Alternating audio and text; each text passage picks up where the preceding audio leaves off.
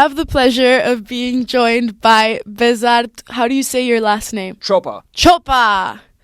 A student in the SFS, majoring in... I wanted to do STIA, it was very cool, but decided to change it last semester because of the CS classes. Didn't want to take the computer science, C++ classes. I would expect you to be taking that. When I came to Georgetown, that was like the main thing I wanted to do. But I think Georgetown has like has a problem right now with offering only C++ courses, which I know you're taking a few of them. My GPA is just... I think, the way I describe it sometimes to my friends, it's like if you take C++, it's like you're taking the Latin of computer science languages. In reality, most of us just need like a language that we can use, like Python or even like SQL, like basic languages that have more utility. But anyway, but the SFS was super cool, and they allowed me to change in my last semester. Which is very surprising. It is, they're nice. The deans are awesome. I remember that I started my comp-sci journey learning like HTML and CSS, just so that I could gradually move on to Python. Because I think that's important, like learning HTML maybe a little bit, or at least knowing how to read it first. So you're majoring in IPOL, and you're 24. Senior citizen. I went to high school in Switzerland, where you also went for some time. Lausanne, you went to Lausanne. Yep. You were in the mountains. In the mountains, in the Alps. It was incredible. I think, after high school, I always thought I wanted to do like public sector, international development work. So spring after high school, I got into this program, the Council of Europe. It's a very cool policy-oriented program. In Brussels? Strasbourg. The Council of Europe is always confused with the European Council. Sorry. Dumb. Georgetown. I think the lesson from that was that as beautiful as these organizations are and as exciting as they are sometimes and necessary to some extent, the work was very slow, and like the results of your effort were not as tangible. And so, anyway, after that, went to NYU, was going to do their honors program, 2 years in Abu Dhabi, 2 years in New York. That's amazing. That's super fun. Very cool. Some of the smartest people I've ever met. Did you decide to take the gap year because you wanted to, like, live and travel, or because you found these jobs? It was definitely because of the Council of Europe thing. So, like, my philosophy with gap, and, like, I come from Albania, so, like, Albanian parents are not, like, the most, like, oh, yeah, like, take a year off. I think it's the best way to go about your career is by intertwining education and professional experiences as much as you can. Yeah. If I were to get a really good internship this summer and have the option to prolong it in like a firm that's respected or in a firm that I'm really passionate about, I would totally take like a semester off or even a year off. It's just so fulfilling to work and then go back and like take time and really appreciate the classes that you're taking and what you're learning. Yeah. How was that experience for you? Like how did it contribute to like your mentality and your work ethic? I've always loved school. Like I've never, even when I took my gap year, I was never like, oh, I need to find a way to leave school forever. And so my first internship was in Silicon Valley. I decided that I wanted to work in tech. And so that 1 year at NYU, Abu Dhabi, was super formative because, I decided I didn't really want to work in international development and the UN stuff. And I think school is like a low-risk environment where you have like the luxury to just think and read and, of course, hang out with like cool people and like make friends and have fun. But between being a full-time employee and being a student, one of these gives you much more flexibility than the other. So for me, that 1 year at NYU was like super important to like actually, have an early life crisis and think about what I wanted to do next. And then... so I'm not the only one with the existential crisis. No, it's always ongoing. And I think it's good, It's like as long as the risks are low, I think it's good to be always wondering if you're doing the right thing instead of like deciding early on and then regretting it and then coping for the rest of your life. I personally regret not taking STIA. You got invited to speak at a conference in Berlin. Was that the European Council? That was the UN Internet Governance. So that was after I had left NYU, after sort of Logitech internship in the Bay Area. And then after that, while in the Bay Area, Forrest Gumped into this cybersecurity company that had just raised like their series, I think B at the time. They just raised like $250 million. And he's like an expert in venture capital. The chief strategy officer at the time was like, we have a bunch of projects that we need help with. If you'd like to come on board, you should join. And I think at the time, I was like still very much confused, but I loved tech. I think the internship at Logitech showed me that like different from perhaps like the public sector work in tech, your work will have like a very immediate result that is measurable. So what you're doing either works or it doesn't, and you're going to find out because you either have users, your product or service is selling, or it's not. So I really liked that, and I wanted to keep going at it. And this cybersecurity company, that was going to be my first full-time job. At the time, I was 20, I think, 20 or 19, and my calculus was that I was learning so much in that environment, and every day was like, it was insane. It was like psychedelic. I describe it sometimes because I would go to the office and I was like, holy shit, this is like real life. Like this is like real work. I'm not like pretend working anymore. So ended up staying there for 2 years. What made you come back? It's a good question. I think my boss said this one thing on the first day of work where he said, you're not going to know what you're really doing within like the first year of work. And I was like, that's nuts. I was like, how? So I was like a full year to realize. I was like, I'm sure this is not nuclear science.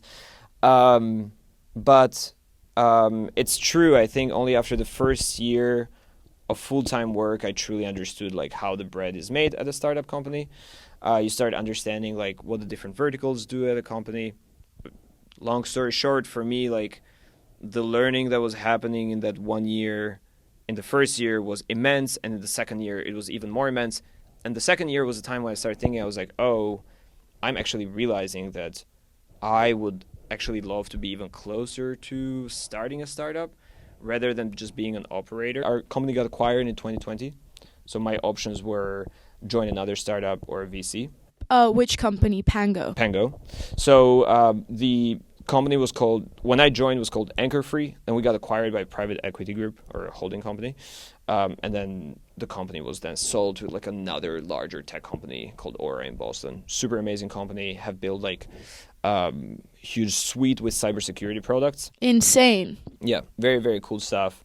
But I was like extremely lucky to have Forrest Gumped into this like startup, because otherwise I would have never had the idea of like how startups and venture capital work. Let's talk a little bit about that. You started this app, this Chrome extension more like called Chestr. Can you talk to us about how, just the general idea, how you turned it from a concept into an actual execution? Yeah, designed this extension on Figma where the idea was like you see a product, you click it, it saves into your profile.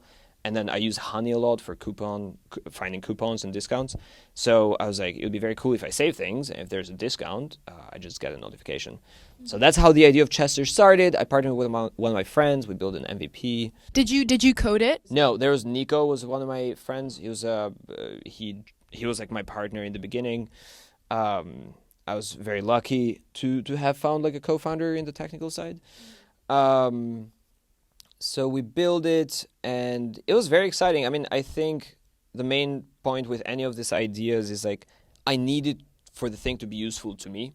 Like I don't believe in like building startups because you've made like a business model where 150 million people are interested in composting, and therefore I'm going to start a composting company, which is like annual thing at every East Coast startup competition, it seems to be like. Is it a trend? Composting, I think, is like a meme. There was this big entrepreneur that said, if I see one more food delivery company pitch, I will literally leave the room. A lot of like traditional business schools, like they teach like the model, the predictions, whatever. I think that if you don't build something that you aggressively want to use /use, then you're wasting your time. Like for Chestr, when we talk with investors right now, I say that they're like, okay, what's the worst case scenario with this company? What's the best case scenario? Best case scenario, I always say like, oh, we're going to build like the first social e-commerce platform in the United States where shopping is truly social because you're seeing what people are saving from around the web, your friends, influencers. You can comment on the things that your friends are buying and stuff like that. The worst case scenario is that it's just me and like 1,000 other users that use it. But personally, I think there's no worst case scenario, because if I build a product that I'm actually using and that I find useful in my everyday life, then like I'm kind of, like for me, it's the best case scenario. Like I had an idea and we build it and I use it. It made your life easier. So it's a win-win. No, and appealing to that need is very, very important. And, there's, I think for us, when we had the idea, our main priority was to like just build it as quickly as possible, and put it in front of real users as quickly as possible. So with Chestr, like we posted on like male fashion advice and female fashion advice on Reddit, and that's how we got like our 100-something installs. And I think the most exciting part in the product is when we get these emails where people are like, someone just like emailed us this morning. It was like, hey, are you planning to release an Android app to like save things from mobile? Walk me through that process, please. I was very lucky. I worked at a VC firm last summer. I was in there. They were working on releasing like a tech publication, and so it was like very cool. I got to work with writing with like pieces written by some of like the top entrepreneurs in the Bay Area. I think when I started Chestr, I also had like the luck of having a lot of mentors at Andreessen Horowitz. Cool firm, great people. And they, when you start an idea, like the idea of venture capital is like super connected to vanity. Stamp of approval, you want to have the, we raised $200K, $1 million, $5 million from like XYZ VCs. But it's also, I think like the mature way of looking at it is that every time you raise money, you're very much giving part of your company. So the vanity lasts 2-3 weeks. People say, congrats, cool, very cool, but nothing matters unless like you're building a product that users want, not that VCs want. Nothing matters if like your product is not like expanding very quickly. The way that this very cool investor that I like said it, he said, you should be able to do as much as possible with as little money as possible. We got our first investment offer in September of last year. Did you reach out for it? Because you told me you went through like the several rounds. Can you explain that? If you start an early stage company, like your options are, there's 3 options really. Like you raise pre-seed money from a traditional pre-seed venture capital firm. So this look like anything between like 150K to 500K, usually for anything between 6.5 to 10%. You can do that. You can go through an accelerator, the most famous one being Y Combinator, and there's a bunch of other ones. The benefit of an accelerator is that you get like more hands-on mentorship, and there's a cohort.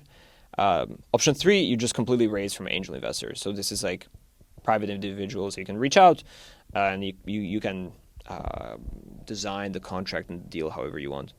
Our main priority still remains like accelerators. So we want to have a cohort so I can get to know other founders who are going through the same experience. It's like some VCs have like an application where they like drop your pitch deck, copy paste your LinkedIn and your co-founder, and like if we like you, we'll reach out. People like Trey Stevens, who are also like a part of our alumni in the venture capital firm. Grace at Andreessen Horowitz was a marketing partner. She was also a Hoya.